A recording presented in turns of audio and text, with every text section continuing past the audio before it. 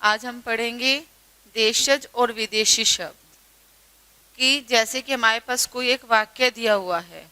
हमारे पास दिया हुआ है जैसे कि पिताजी ने नई कमीज पहनी, चाय पी और ऑफिस चले गए। देखो, देखने में तो ये है कि हमारी ये हिंदी भाषा की लाइन है, लेकिन क्या है कि इसमें जो है अन्य भाषाओं को भी शामिल किया गया है। तो इसमें देखो, जैसे कि कमीज शब्द है, ये हमारा लिया गया है पुर्तगाली भाषा से। अब चाय है, ये कहाँ से लिया गया है? चीनी भाषा से। और ऑफिस ये हमारा कहाँ से लिया गया है? अंग्रेजी भाषा से। तो इस तरह से कुछ भाषाओं के शब्द होते हैं जो हिंदी में ही मिल जाते हैं। तो इस तरह से हमारे पास जो शब्द दिए हुए हैं कि देशज और विदेशी शब्द, यानी कि जो दूसरी भाषाओं के शब्द होते हैं और हमने उसे हिंदी में शामिल कर लेते हैं। अब इसमें है कि देशज शब्द किसे कहते हैं, देशज शब्द क्या होते हैं। तो जैसे कि हम आम क्या है कि बोलचाल की भाषा में कुछ शब्द प्रयोग करते हैं और धीरे धीरे वो क्या है कि हिंदी भाषा का हिस्सा बन जाते हैं, तो उन्हें हम क्या कहते हैं? देशज शब्द, यानी कि जो हमारे भारत से ही यानी कि देशी भाषा से ही लिए गए हैं। जैसे कि लोटा, पगड़ी, जूता, इस तरह से कई शब्द होते हैं जो हम क्या है कि उन्हें क्या है कि इनका हिंदी भाषा में प्रयोग करने लगते हैं, तो वो हमारे होते हैं देशज शब्द।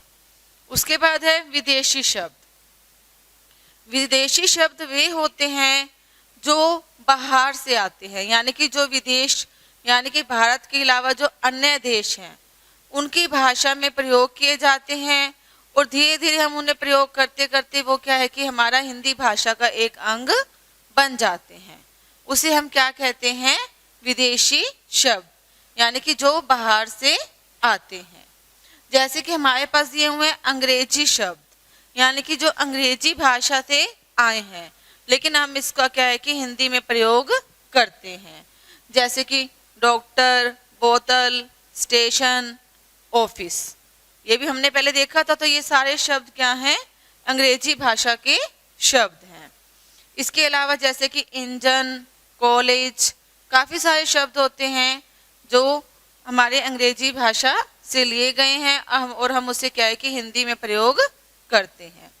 उसके बाद हमारे पास आ जाता है अरबी शब्द, यानी कि जो हमारी अरबी भाषा से हिंदी भाषा में आए हैं। जैसे कि अमीर, कानून, खत, और भी कई शब्द होते हैं जैसे कि आदत, औरत, अल्लाह, ये सब क्या है कि अरबी भाषा के शब्द हैं और हम उसे क्या है कि अब हम उसे हिंदी भाषा में प्रयोग करने लग गए हैं। उसके बाद हमारे पास फारसी शब्द, यानी कि जो फारसी से लिए गए हैं, जैसे कि अनार, किताब, जलेबी। इसके अलावा जैसे कि उस्ताद, खूबसूरत, गुलाब, चश्मा। तो ये शब्द जो है आपको याद करने पड़ेंगे कि कौन से शब्द जो हैं कौन सी भाषा से लिए गए हैं। तो ये सारे शब्द जो हैं फारसी भाषा से लिए गए हैं। उसके बाद हमारे पास आ जाते हैं तुर्की शब्द, यानी कि जो तुर्की एक देश है तो वहाँ से कुछ शब्द जो है हमने हिंदी में क्या है कि प्रयोग करने लग गए हैं। जैसे कि चाकू, तोप, बहादुर, तो इसमें कैंची, कुली, ये सब शब्द जो है तुर्की भाषा से लिए गए हैं। उसके बाद हमारे पास है चीनी शब्द। चीनी शब्द जैसे कि हमने अभी पढ़ा था कि चाय, पटाखा, लीची, तो हम इसका क्या है कि हिंदी भाषा में प्रयोग करते हैं। तो ये सब शब्द जो हैं वो विदेशी शब्द ये सारे हैं, यानी कि किसी दूसरी भाषा में से प्रयोग किए जाते हैं, वो सब क्या कहलाते हैं? विदेशी शब्द। तो आपने देशज और विदेशी शब्दों को पहचान करके उसको याद करना है। आज हमारा टॉपिक है क्रिया। क्रिया किसे कहते हैं? तो उससे पहले आपको क्रिया का अर्थ पता होना चाहिए। क्रिया का अर्थ होता है कार्य का करना या होना, यानी कि जिन शब्दों से किसी काम के करने या होने का पता चले उन्हें क्रिया कहते हैं। कई ऐसे शब्द होते हैं जैसे कि हमें पता चलता है कि वह काम हो रहा है, जैसे कि सीता फल खा रही है, तो किसमें किसका है कि खाने फल खाने का काम चल रहा है। तो काम जैसे कि सीता फल खा रही है, तो खा रही है ये शब्द हमारा क्या है, क्रिया। तो उसमें हमें काम के करने का पता चल रहा है कि कोई ना कोई काम हो रहा है। तो क्रिया के हमारे दो भेद होते हैं, एक होता है प्रयोग के आधार पर और एक होता है रचना के आधार पर। तो आज हम करेंगे रचना के आधार पर। तो रचना के आधार पर जो है क्रिया के हमारे 6 भेद होते हैं। तो इसमें है कि नंबर 1 पर है सामान्य क्रिया। सामान्य क्रिया क्या होती है, क्या है कि जिसमें क्या है कि कोई एक ही काम करने का बोध हो, यानी कि एक ही काम को क्या है कि क्रिया का रूप दे दिया जाता है, तो उसे क्या कहते हैं, सामान्य क्रिया। जैसे है पिताजी फल लाए, तो पिताजी ने क्या काम किया है, फल लाने का। तो इसमें क्या है कि लाए शब्द जो है ये हमारा क्या है कि ये हमारा क्या है कि सामान्य क्रिया है। उसके बाद हमारे पास है नंबर 2 पर संयुक्त क्रिया। जैसे कि हमारा नाम से स्पष्ट हो रहा है, संयुक्त का अर्थ होता है 2 या 2 से अधिक शब्द जो आपस में मिलकर बनते हैं, उसे हम क्या कहते हैं, संयुक्त क्रिया। तो इसमें क्या है कि जब 2 क्रियाएं एक साथ हो रही होती हैं तो उसे हम क्या क्या बोलते हैं, संयुक्त क्रिया। जैसे इस किस्म में है कि कबड्डी प्रतियोगिता का समय हो चुका है, यानी कि कबड्डी जो प्रतियोगिता है वो शुरू होने वाली है। तो इसमें क्या है कि पहले तो जैसे कि अगर कबड्डी प्रतियोगिता का समय हो चुका है, तो क्या है कि समय हो चुका है, तो इसमें क्या है कि 2 क्रियाओं को एक जैसा एक ही लाइन में बताया गया है, तो ये हमारी क्या है, संयुक्त क्रिया। उसके बाद नंबर 3 पर है हमारे पास है प्रेरणार्थक क्रिया। प्रेरणार्थक क्रिया यानी कि जिसमें प्रेरणा देने का काम किया जाता है, यानी कि हम किसी को प्रेरणा देते हैं। इसमें जो होता है कर्ता जो है खुद काम न करके दूसरों को कार्य करने की प्रेरणा देता है, उसे हम क्या कहते हैं, प्रेरणार्थक क्रिया। तो जैसे कि इसका उदाहरण देखो, अध्यापक ने बच्चों से पत्र लिखवाया। तो इसमें क्या है कि अध्यापक ने खुद पत्र न लिखकर बल्कि प्रेरणा देकर जो है बच्चों से पत्र लिखवाया है। जैसे कि इसमें हमारे पास आ जाता है कि एम्पायर खेल खिलवाता है, यानी कि वो खुद खेल नहीं खेलता बल्कि वो किससे खिलवाता है, बच्चों से। इसी तरह से जैसे है कि हमारे पास है नाम धातु क्रिया। जैसे कि इसके नाम से स्पष्ट हो रहा है कि जो क्रियाएं क्या होता है कि संज्ञा सर्वनाम विशेषण आदि क्या है कि शब्दों से बनती हैं, उसे हम क्या कहते हैं, नाम धातु क्रिया। जैसे इसका उदाहरण देखो, खिलाड़ी अंपायर से बतिया रहा है। तो यहाँ पे बतिया का मतलब होता है कि बात कर रहा है। तो जैसे कि इसमें नाम धातु में बतिया, बात को क्या बोलेंगे, बतिया, यानी कि जो खिलाड़ी है वो अंपायर से क्या कर रहा है, बात कर रहा है। तो ये हमारी क्या है, नाम धातु क्रिया। उसके बाद हमारे पास है नंबर 5 पर है पूर्वकालिक क्रिया। पूर्वकालिक, पूर्व का मतलब होता है यानी कि पहले। तो इसमें क्या है कि जो मुख्य क्रिया से पहले प्रयुक्त होने वाली क्रिया को पूर्वकालिक क्रिया कहते हैं। जैसे कि इसके उदाहरण से आपको समझ में आएगी कि प्रभात जो है वो कहानी लिखकर खेलने जाएगा। तो इसमें क्या है कि हमारी पूर्व क्रिया क्या है कि पहले तो वो कहानी लिखेगा, ठीक है, उसके बाद क्या करेगा कि खेलने जाएगा। जैसे कि है कि माधव ने क्या है कि गेंद को दौड़कर पकड़ लिया। तो क्या है कि पहले तो वो दौड़ा, ठीक है, उसके बाद उसने क्या किया कि गेंद को पकड़ लिया। तो ये हमारी क्या है, पूर्वकालिक क्रिया। उसके बाद नंबर 6 पर हमारे पास है अनुकरणात्मक क्रिया। अनुकरण का मतलब होता है जैसे कि आवाज आना, जैसे कि किसी चीज की, तो उसे हम क्या बोलते हैं, अनुकरणात्मक क्रिया। जैसे कि कोई आवाज आती है, किसी ध्वनि के क्या है कि अनुकरण पर बनाए जाने वाले शब्दों को क्या कहते हैं हम, अनुकरणात्मक क्रिया। जैसे कि वहां मक्खियां भिनभिना रही हैं। अब देखो अगर मक्खी हमारे पास आती है तो उसके भिन भिन की आवाज आती है ना, शोर मचाती हुई आती है, हमें पता चल जाता है कि हमारे पास मक्खियां आई हैं। तो जैसे कि वहां मक्खियां भिन भिना रही हैं, तो इसमें क्या है कि भिन भिन की आवाज को क्या कहते हैं, भिन भिनाना। तो इसमें एक और एग्जाम्पल है, जैसे कि उसने मेरे घर का दरवाजा खटखटाया। तो इसमें दरवाजे के खटखट की आवाज आई, तो ये भी क्या है, अनुकरणात्मक क्रिया। तो इस तरह से आपने क्रिया और उसके रचना के आधार पर 6 भेद ये आपने ध्यान से पढ़ने हैं। निबंध लेखन, कि आज हमने निबंध के बारे में पढ़ेंगे कि निबंध को जो कैसे लिखते हैं। पाठ 3 अब हमने क्या पढ़ा था, उसमें कबड्डी के बारे में। अब इस पाठ को हमने क्या है कि एक निबंध का रूप देना है, तो आप उसे कैसे दोगे, इसके बारे में आपको बताऊंगी मैं। तो निबंध लेखन, निबंध का क्या अर्थ होता है कि एक सूत्र में बंधी हुई रचना, यानी कि जैसे कि कबड्डी निबंध हमने लिखना है तो सब कुछ क्या है कि कबड्डी से रिलेटेड ही हम लिखेंगे।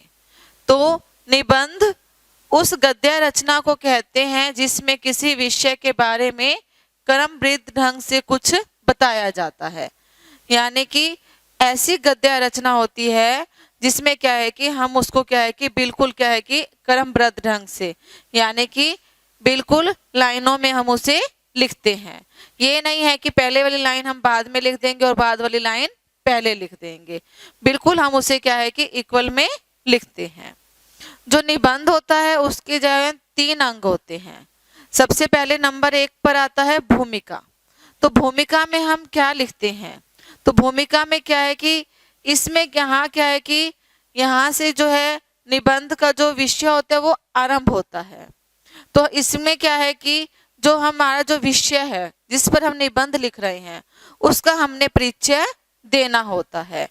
तो यह जो हमारा लिखने का जो मतलब भी निबंध लिखने की में जो भूमिका होती है ये हमारी रोचक और प्रभावशाली होनी चाहिए, ताकि जब हम पढ़ना शुरू करें तो हमें क्या है कि क्या है कि शुरू से ही हमें क्या है कि वो इंटरेस्टिंग लगे। तो उसके बाद जो आगे जैसे कि भूमिका हमने पढ़ी है, तो अगर हमें देखो हम शुरू से कुछ बात अच्छी पढ़ते हैं तो हमारा मन करता है कि हम पूरा पढ़ें, तो तभी करके जो है जो पढ़ने वाला व्यक्ति है उस निबंध को क्या है कि बड़े अच्छे ढंग से पढ़ पाएगा। उसके बाद हो जाता है विषय विस्तार। विषय विस्तार में हमारे पास क्या आ जाता है कि जो जिससे रिलेटेड हमने जो कोई भी निबंध लिया है तो उसमें जो विषय का विस्तार है वो क्या है कि बिल्कुल क्या है कि क्रमबद्ध ढंग से होना चाहिए। तो इसमें जैसे कि अलग अलग अनुच्छेद होते हैं उनके बारे में हम चर्चा करते हैं। जैसे कि प्रदूषण का निबंध ले लो, प्रदूषण में जैसे कि जल प्रदूषण, ध्वनि प्रदूषण, वायु प्रदूषण, तो ये सारे जो पॉइंट हैं वो विषय विस्तार के अंदर आ जाते हैं। इसमें हम क्या है कि 3-4 पॉइंट जो है वो लिख सकते हैं। उसके बाद आ जाता है उपसंहार या अंत, यानी कि जो हमने पूरे निबंध में लिखा है कि उसका जो है उपसंहार क्या निकला है या उससे हमें क्या प्रेरणा मिली है। तो ये बातें जो है निबंध के अंतर्गत आती हैं। और जो निबंध होता है उसको क्या है कि लिखते समय हमने कुछ बातों का ध्यान देना चाहिए। क्या है कि जो निबंध हम लिख रहे हैं वो हमारे विषय वस्तु के अनुरूप होना चाहिए। जैसे कि हम इसमें कबड्डी निबंध लिख रहे हैं, ठीक है, खेल से संबंधित, तो ये नहीं है कि हम इसमें क्या है कि प्रदूषण की समस्या डाल देंगे या यानी कि कोई त्योहार डाल देंगे। तो यानी कि वो होना चाहिए कि वो हमारे विषय के अनुरूप दिया गया हो, यानी कि जो विषय दिया गया उसी से रिलेटेड ही हमने वो लाइनें निबंध में लिखनी होती हैं। और उसमें क्या है कि हमें उसे क्या है कि 3 भागों में तो बांटना चाहिए, जैसे कि भूमिका, विषय विस्तार, उपसंहार। तो उसे क्या है कि 3 भागों में बांटना जो है वो अनिवार्य होना चाहिए। और क्या है कि निबंध लिखते समय उसमें क्या है कि क्रमबद्धता और रोचकता होनी चाहिए, यानी कि बिल्कुल क्या है कि ऐसा निबंध हमें लिखना चाहिए जो हमें पढ़ने में क्या है कि रोचक लगे, यानी कि कोई और व्यक्ति पढ़े ये मत समझे कि वो बोरिंग है हम उसे छोड़ दें। उसके बाद जो उसकी भाषा है वो बिल्कुल सरल और आकर्षक होनी चाहिए। हम उसमें क्या है कि मुश्किल शब्दों को नहीं डालेंगे ताकि कोई व्यक्ति जो है उस निबंध को आसानी से पढ़ सके। और उसमें जो उसका आरंभ करते हैं निबंध का, तो हम उसे क्या है कि किसी सूक्ति या पंक्ति के द्वारा भी हम निबंध का आरंभ कर सकते हैं। तो निबंध को क्या है कि अलग अलग अनुच्छेदों में क्या है कि हमें अभिव्यक्त करना चाहिए, यानी कि छोटे छोटे पैरे जो है उसके जरूर बनाने चाहिए। ये नहीं है कि हमने उसे लिखना शुरू किया कि स्टार्टिंग से और एंड में आके पूरे पेज के बाद ही खत्म किया। तो उनमें छोटे छोटे जो अनुच्छेद हैं वो बनाने आवश्यक होते हैं। तो इसमें क्या है कि विषय से संबंधित सभी पक्षों पर चर्चा करनी चाहिए। जैसे कि हमारा विषय है प्रदूषण, तो ये नहीं है कि हमने सिर्फ उसमें क्या है कि ओनली ध्वनि प्रदूषण के बारे में लिखता रह गया और उसमें ना जल प्रदूषण डाला, हमने कोई और अन्य टॉपिक नहीं डाला। तो ये नहीं है कि उसमें सभी विषय जो हैं शामिल होने चाहिए।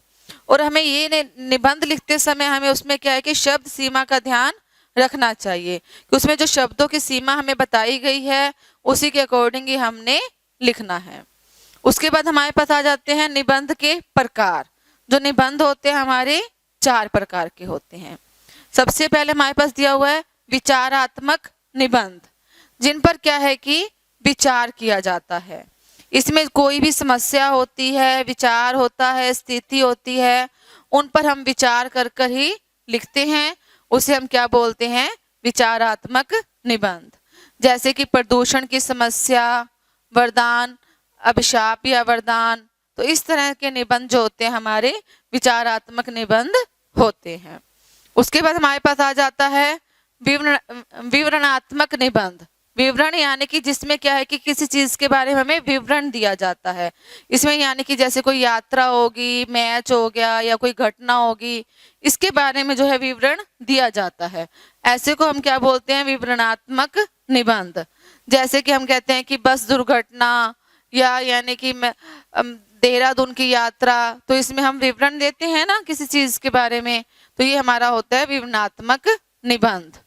उसके बाद आता है वर्णनात्मक निबंध, यानी कि जिसमें क्या है कि किसी स्थान, व्यक्ति, वस्तु या दृश्य का क्या है कि वर्णन दिया जाता है, तो उसे हम क्या कहते हैं? वर्णनात्मक निबंध। जैसे कि भयंकर बाढ़ आ जाती है, उसका दृश्य हो जाता है, या मोबाइल फोन की दुनिया। तो इस तरह के निबंध जो है वर्णनात्मक निबंध के अंतर्गत आते। उसके बाद हमारे पास आ जाता है भावात्मक निबंध। भावात्मक निबंध जिसमें क्या है कि हमारे जो मन के भाव होते हैं वो क्या है कि उन पर आधारित होते हैं। जैसे कि क्या है कि मेरी प्यारी माँ, तो हम क्या है कि माँ पर क्या है कि निबंध लिख रहे हैं, वो उसमें क्या है कि हमारे जो है विचार जो है वो भावात्मक होंगे, तो इसको हम क्या बोलते हैं? भावात्मक निबंध। तो इस तरह से जो है आपने जो है निबंध को है वो ध्यान से पढ़ना है। तो अब मैं आपको एक निबंध दे रही हूँ कि जैसे कि इसको समझकर आप खुद लिखोगे कि जैसे कि बढ़ते प्रदूषण की समस्या। तो ये निबंध जो है आपने अपनी कॉपी पर लिखना है ताकि आपको पता चल जाए कि निबंध को किस तरीके से लिखते हैं और कैसे लिखा जाता है। तो ये आपने निबंध करना है बढ़ते प्रदूषण की समस्या।